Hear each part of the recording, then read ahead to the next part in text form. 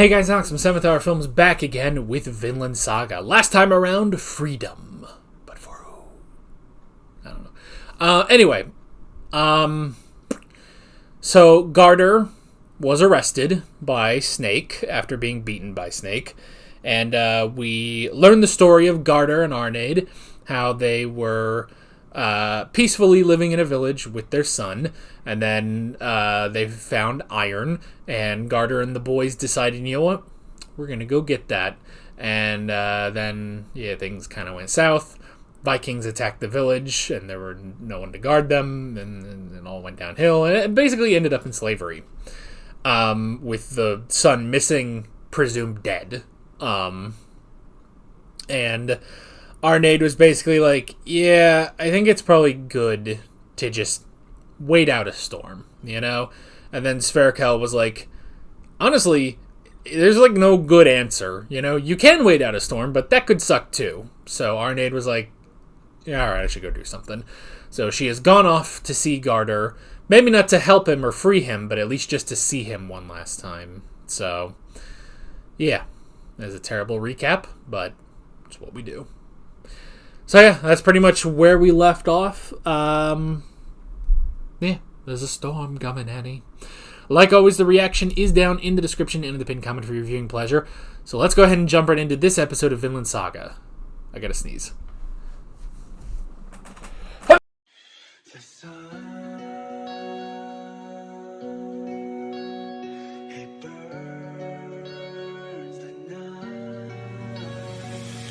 Oh, he remembered. He remembered. There's something, like you get goosebumps when he starts saying, far out to the west. It's just like, oh, say it again. A land that is untouched for now. That's the sad thing about this. Like, even if this show ends with, like, Thorfinn establishing a colony, it's gonna be so sad, because I know what happens. About 500 years later, a guy named Christopher Columbus shows up, and he decides, oh my gosh, look at all these people.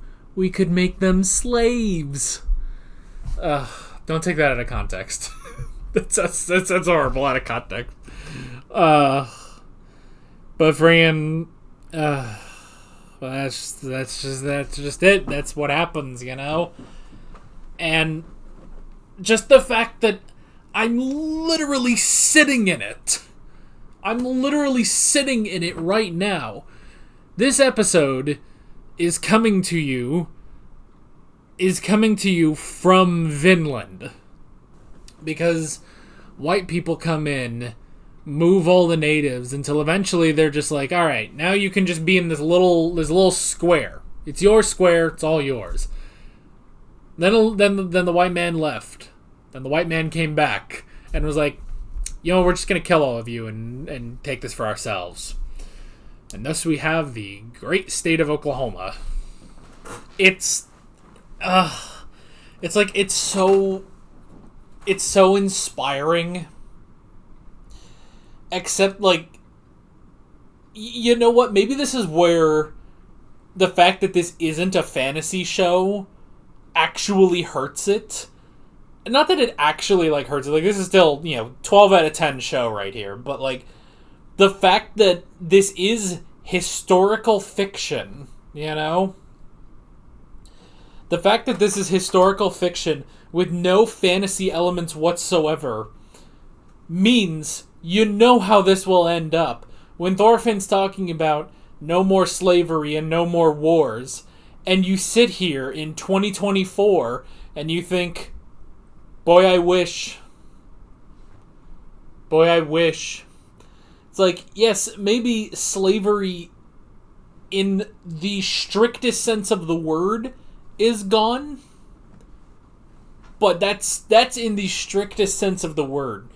Again, as I've said, I feel like you could make arguments that slavery still exists in our world, you know? And smarter people than me can make that argument. I'm not here to make the argument, really. Other than just saying that it exists, you know? And I mean, wars. America loves wars, you know? Like, the paradise that he dreams of.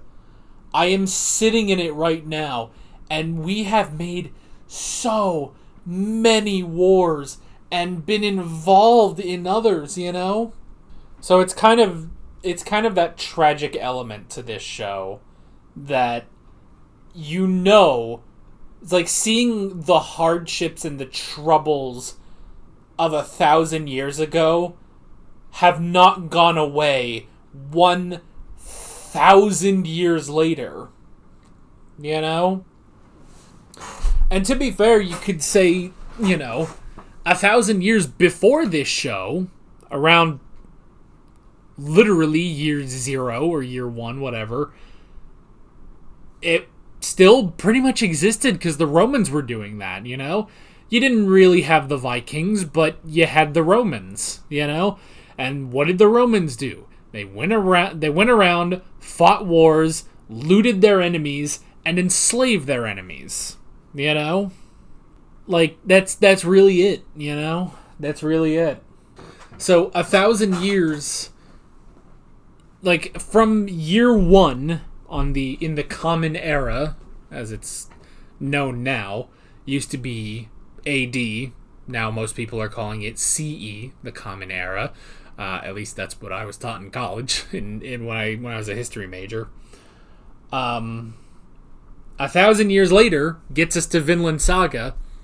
It's the same thing, you know? And then 1,000 more years later brings us here to 2024. And there's still a lot of that going on, you know? Now, it's not so much, like, it is different. It's very much different, you know? Like, when America... I don't even know if I can make this argument. No, I can't even make the argument, you know? But, like... But that's the thing. It's like, war and slavery have definitely changed. But again, I'd still argue they both exist. I mean, war overtly still exists, you know? There's still wars going on right now in our world. And the United States is also involved in them, you know, even if they're not a direct, you know, even if the country is not at war, we are involved in other wars, you know? And slavery, I think, yeah, you could definitely argue that slavery still exists in a form, you know? So it's tough. That's like the tough part of watching this show, is knowing that things don't actually get better. You know, like, sure, I can play YouTube on my little magical rectangle. You know, I can watch, you know, Plankton Farts and Dies or something, and then, you know, but there's still these troubles in our world, you know? We have distractions, but these troubles still exist, you know? I don't have to sleep on hay at night. I have a mattress and enclosed walls, you know? So, Arnade, I mean, Garter, take a hint. He still is like, oh, you know, cut me loose so we can go home. And so I was like, motherfucker, you can't just go back to the way things were. You got to pick up on this. Now, granted, you know, he showed up so quickly, didn't really get a chance to talk, and then got the crap kicked out of him, so I get that he hasn't picked up on the clues yet. But it's like, buddy, your son is gone. Your son is gone. Potentially dead. Presumed dead. Definitely gone. But the whole thing, oh, you know, let's go home. It's like, you cannot think that you can just go home and everything will be fine again, you know? And man, just when he killed that guy by ripping out his throat with his teeth, the trauma. Like, because I mean, like, I don't know. It's like it's a thing of like, has she really seen stuff like this? Now, obviously, she saw her entire village being enslaved and her son being dragged off.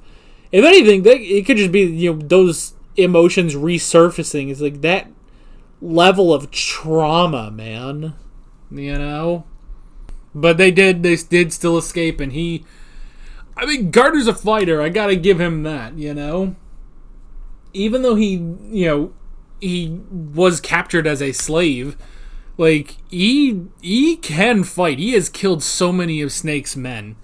Which I also like, that they don't fully paint Snake as a bad guy in this, Like, yes, he's trying to get Garter, so, for the reward and stuff, he's doing his job. He's not letting, slaves go. He's not a nice guy. But I like that now it's shifted.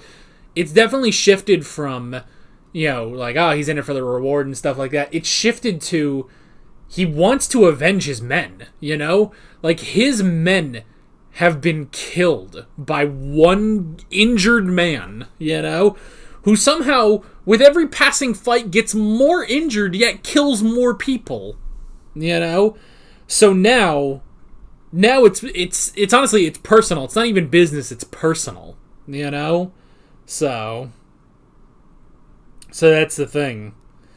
So I like that it's not just painting him as, just a jerk, He's not just doing this because, he's just some cartoonishly bad guy. Snake isn't like that, Like, he's pissed because he's losing men to this guy, And now it's personal. Now he's not even in it for the reward. He's just gonna kill him, I like how they talk about Thorfinn atoning. How can he do it?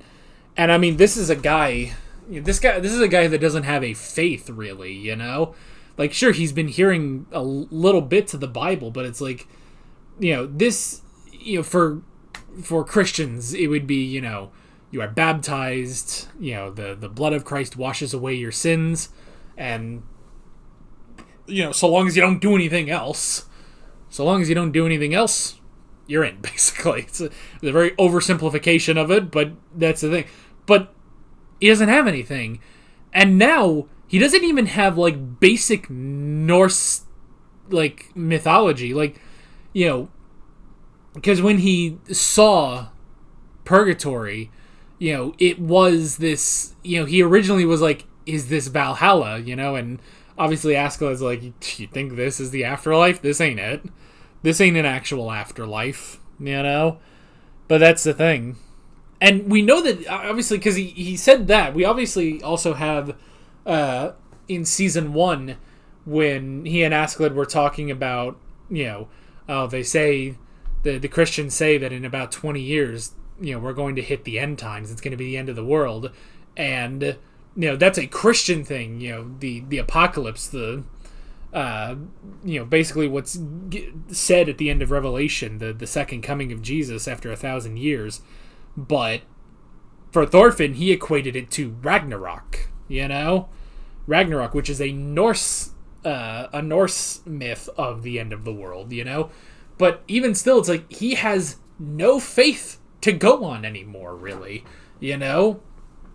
I would imagine for him, the myth is a myth. Like, I would imagine, especially from how other characters have talked about it, it's like, do they believe in gods? I'm sure they do, but it's not exactly a religion, like with Christianity or something else, So it's like, here's a man without religion trying to figure out, without anything else, he's basically just him, and he has to figure out, okay, how do I atone for the people I have killed, So, and I like that moment where he says, I cannot take anyone else, one more death, and that's it for me. Like, I can't do it, But now, he has his plan of atonement, at least, He needs to, even if he can't save the whole world, if he can make a village,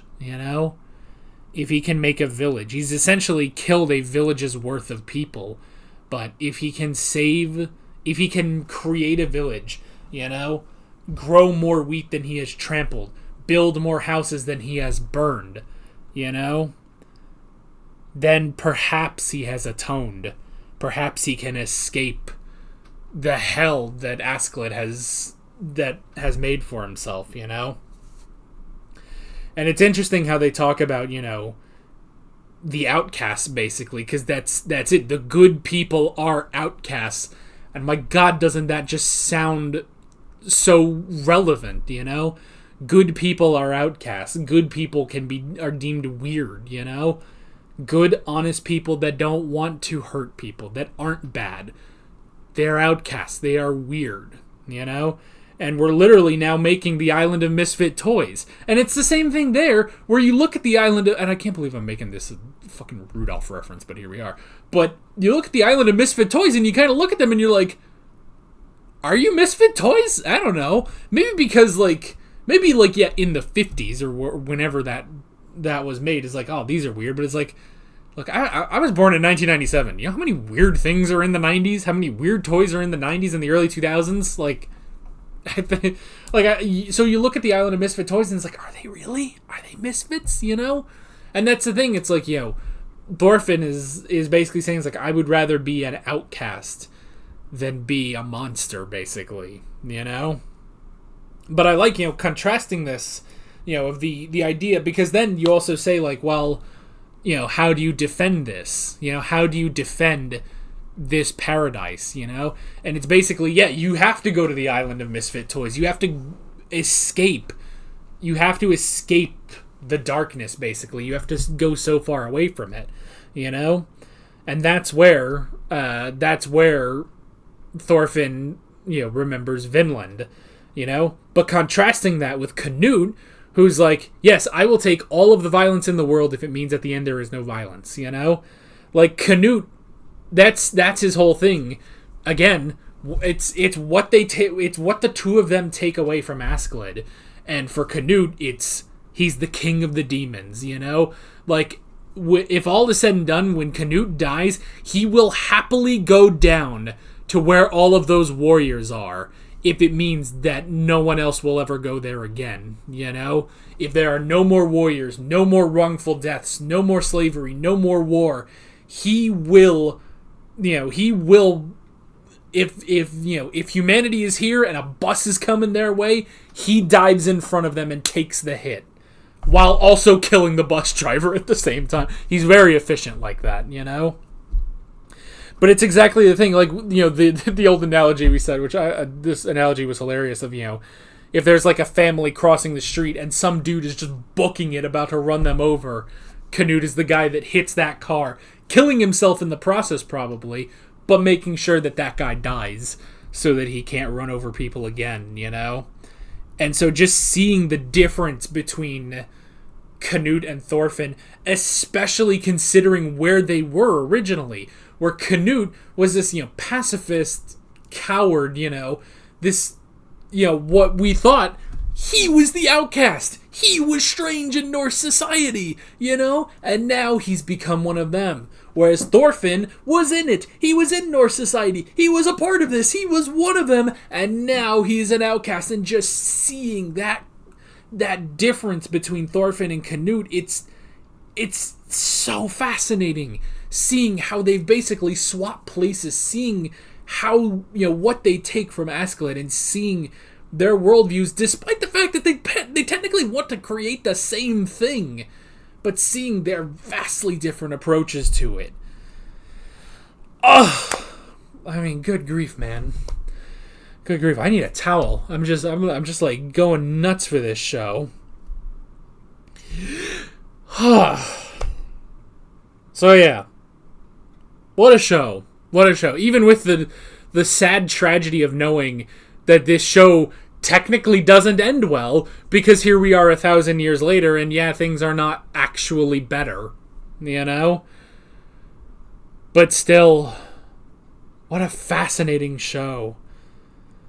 And man, like, how do you think of this? Because it's like, it's already interesting having a Japanese, you know, a manga, having a Japanese author writing a story about Vikings, but not any fantastical elements, just a straight historical fiction about Vikings, and then putting in this, all of this stuff about, war and slavery and this message and stuff. It's like, how do you think of it? How do you think of it? I don't know, man. The show is too good. It's too good. It's miraculous how good this is. I can't wait for more. I think we got 9 more episodes of this season, and then we're gonna have to wait for the next season. But holy crap, I just can't get over the show. I'm actually a little lightheaded from how much I was friggin' talking, man. It's crazy. But yeah, that is pretty much it. With all of that being said, I'm Alex from 7th Hour Films, and I will see you guys next time. Take care. Alright guys, thanks for watching this video. There's a bunch of links on screen if you want to go click around any of those. There's a playlist with all of my Vinland Saga reactions, as well as another video you can go click on if you want. There's also a subscribe button and a Patreon button on screen, as well as other links in the description if you want to go check out any of those. See you guys later.